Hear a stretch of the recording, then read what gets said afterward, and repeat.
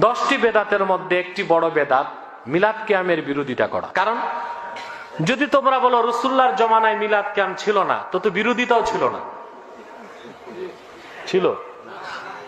তা আল্লাহ রসুলের যুগে যেটা ছিল না, সাহাবীদের যুগে ছিল না, তাবিনদের যুগে ছিল না, সেটাই যদি বেদাত হয়, তো মিলাদ কিয়ামের বিরোধিতা করাটা একটা বেদাত। মিলাদ মানে জন্ম, মৌলুদ থেকে মিলাদ। তখন এই মিলাদটা রাসূল করিম সাল্লাল্লাহু আলাইহি ওয়াসাল্লামের জন্ম বৃত্তান্ত। এই জন্ম বৃত্তান্তের যে সিস্টেম আমাদের দেশে উপমহাদেশে চালু হয়েছে, কতগুলো লোক এক জায়গায় বসে তারপরে সব দাঁড়াইয়া নবী সালাম আলাইকা কোরআন সুরে সমস্বরে একযোগে পড়লো, এইটা রাসূলের যুগে ছিল না, এটা সাহাবায়ে কেরামের যুগে ছিল না, এটা তাবিঈনদের যুগে ছিল না, এটা তাবিঈনদের যুগে ছিল না। এখন আপনারা মনে করেন যে কোন জিনিসে খুব সওয়াব আছে এমন কোন জিনিসকে রাসূলুল্লাহ আমাদেরকে জানান নাই, সাহাবায়ে কেরাম আমাদের জানান নাই, আপনারা কি এই ধরনের বিশ্বাস করবেন?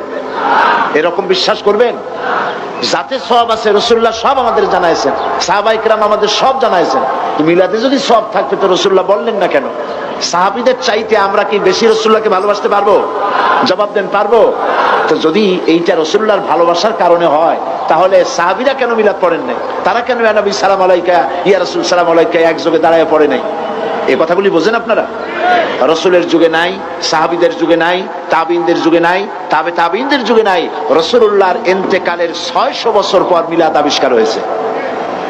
এইরকম একটা সুস্পষ্ট বিদআত মুসলমানদের পালন করা উচিত নয়।